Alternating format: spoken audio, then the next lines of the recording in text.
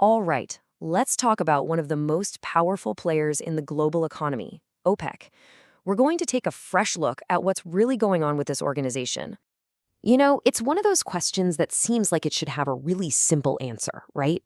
For a long time, the answer felt obvious, but today, the reality on the ground is way more complex. So let's dive in.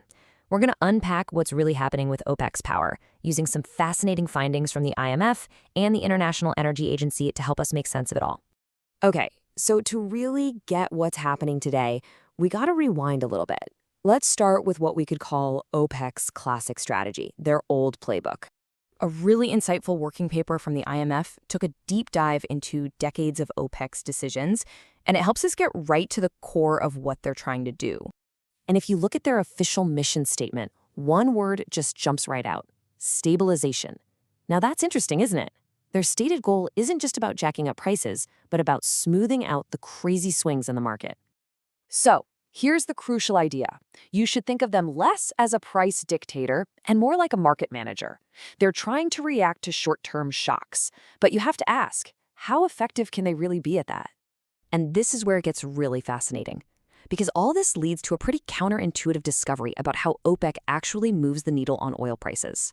So get this. It turns out it's not the actual announcement, to cut production or increase it, that matters most.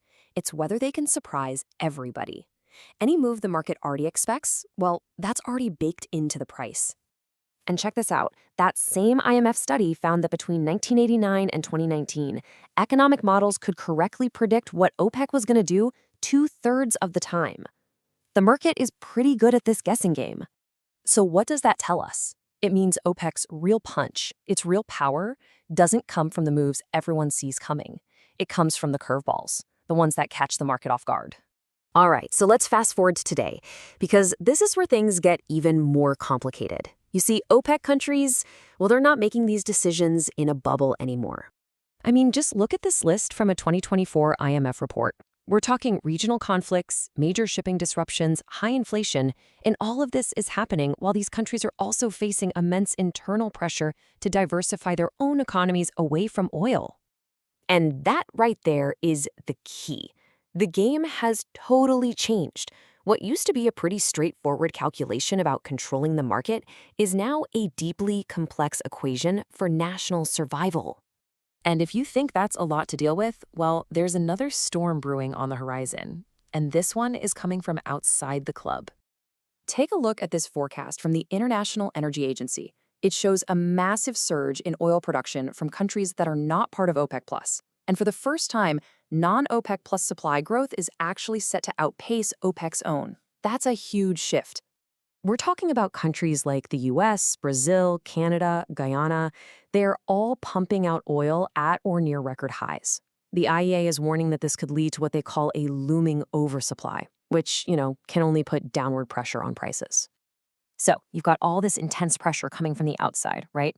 Well, that's starting to expose some serious cracks inside the group itself, specifically the challenge of unity. Just look at this data from the IEA. You see the target column? That's what they all agreed to. Now look over at actual supply. Countries like Iraq and Kazakhstan, they're producing way, way more than their quota. And here's the thing about that.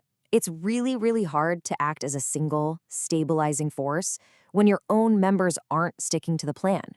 Every single barrel produced over the agreed-upon limit weakens the group's collective power. So yeah, that old image we all have of OPEC, as this one giant entity turning a massive lever on the world's oil supply, that picture is definitely fading. And this is the big takeaway. OPEC is now playing a totally different game. It's less of a market dictator and more of a market balancer, constantly trying to juggle its own internal issues while facing a world of new competitors and pressures. Its power is still huge, don't get me wrong, but it's being challenged like never before. The organization that once almost single-handedly defined the oil market is now forced to react to it, playing this constant high-stakes balancing act. The real question now is, in this new world, how long can they keep all the pieces in the air?